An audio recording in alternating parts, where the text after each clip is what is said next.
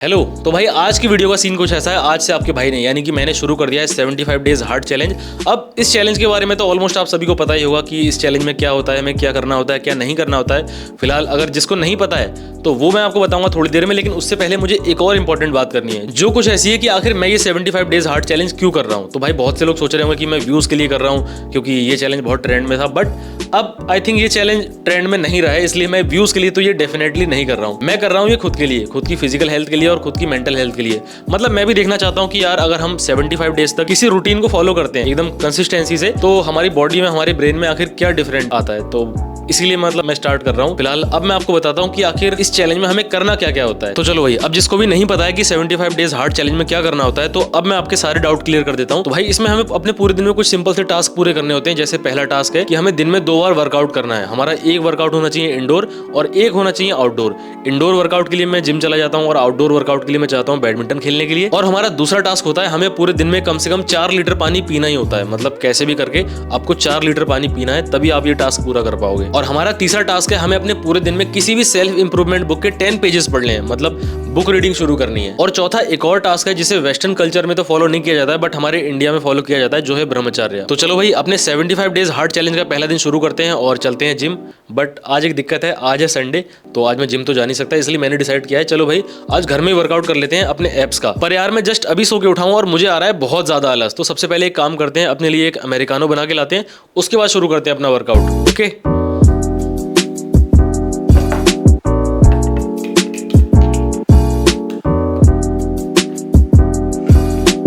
तो चलो भाई, कॉफी तो मैंने पी ली है और कॉफी पीने के बाद बॉडी में एनर्जी भी आ गई है। तो चलो अब एक काम करते हैं, अपना वर्कआउट शुरू करते हैं।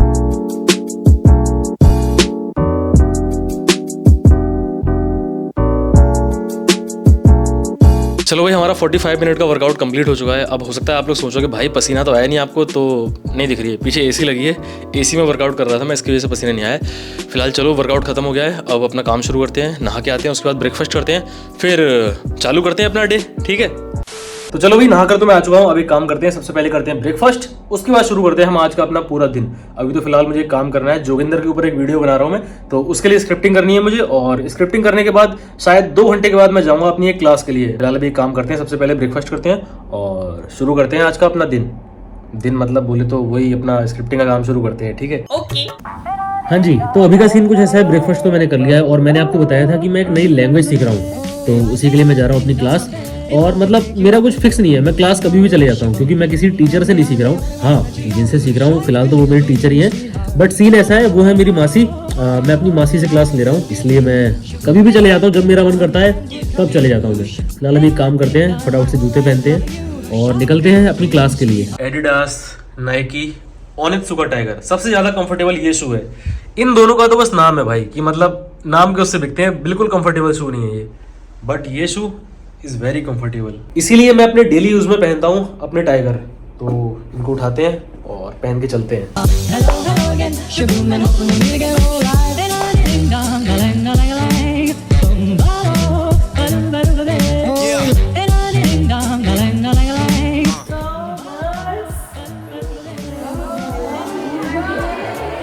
Bobby.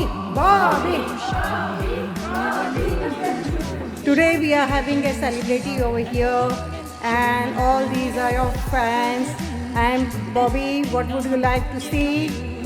Say something. तो यार अभी मैं आया था अपनी क्लास के लिए और यहाँ पर तो आके फैन मीटअप हो गया, सब लोग मेरा ही वेट कर रहे थे। Every time I look at you, something is on my mind. सबसे ज़्यादा किसको हुई है? हमें।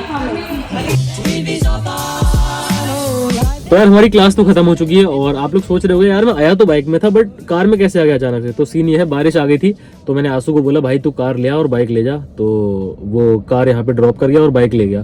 फिलहाल अभी हम लोग चलते हैं अपने घर की तरफ। तो यार मैं 2 घंटे पहले ही अपनी क्लास से घर पहुंच गया था और अभी हो गए हैं शाम के 6 और अब जाना है मुझे अपनी बैडमिंटन प्रैक्टिस के लिए। जैसा कि मैंने आपको बताया था कि हमें दिन में 2 बार वर्कआउट करना है, एक इंडोर एक आउटडोर। तो जो आउटडोर वर्कआउट करता हूँ मैं सीख रहा हूँ बैडमिंटन। फिलहाल अभी निकलता हूँ मैं अपनी बैडमिंटन प्रैक्टिस के लिए। उसके बाद मार्केट से मुझे कुछ सामान लेना है और सामान क्या लेना है वो मैं आपको आगे बताऊंगा बैडमिंटन की प्रैक्टिस के बाद। ठीक है, तो भाई अभी मैं प्रैक्टिस के लिए निकल ही रहा था, तभी रास्ते में अपने कुछ भाई लोग मिल गए जिनकी डिमांड थी कि भाई ब्लॉग में ले लो हमें, आगे ब्लॉग में। ठीक है, कुछ बोलना चाहोगे? Like and subscribe. अरे वो तो सब लोग कर ही देंगे, कुछ अच्छा बोलो। क्या बोल रहे हैं? अबे मेरी तारीफ ही कर दो कम से कम, मेरी तारीफ ही कर दो कम से कम। आपकी तारीफ क्या करे वो भी। चलो ठीक है, बाय बाय, मिलते हैं फिर, ठीक है, ओके। चलो भाई थोड़ा लेट हो गया मैं, लेकिन फाइनली बैडमिंटन कोर्ट में पहुंच चुका हूँ। अब चलते हैं बैडमिंटन खेलते हैं, चलिए। आउट है, मैं भी खेल रहा हूँ। चल hello. Life ain't a ding dong. If I could take you up in boom boom boom. तो भाई अभी सिर्फ हम लोगों ने 5 मिनट खेला हुआ और मेरा पसीना देख सकते हो और सांसें सुन सकते हो कैसी आ रही हैं। इसका मतलब क्या समझे? इसका मतलब हमारा स्टेमिना बिल्कुल ही खत्म हो चुका है। सही बात है। चलो फिलहाल अब लगातार 75 डेज तक खेलेंगे और प्रो तो नहीं बन पाएंगे, लेकिन काम चलाऊ बैडमिंटन प्लेयर बन जाएंगे। Now every time I look at you, something is on my mind. If you do what I want you to, baby, we'd be so far.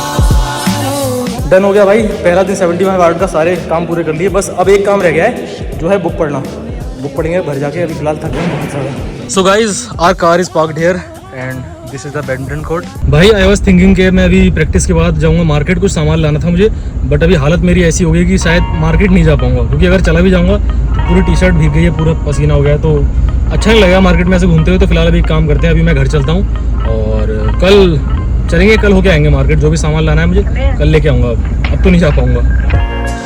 तो दोस्तों फाइनली पहुँच गया हूँ मैं अपने स्टूडियो में वापस, और आज का दिन भाई पहला दिन था हमारे 75 डेज हार्ड का।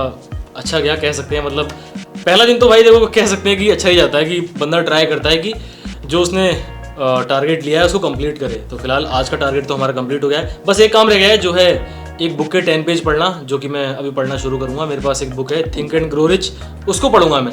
चलो फिलहाल इस ब्लॉग में इतना ही, मिलते हैं अगले ब्लॉग में, ठीक। और हाँ दुआ करना भाई 75 डेज कंप्लीट कर लूँ मैं, ठीक है।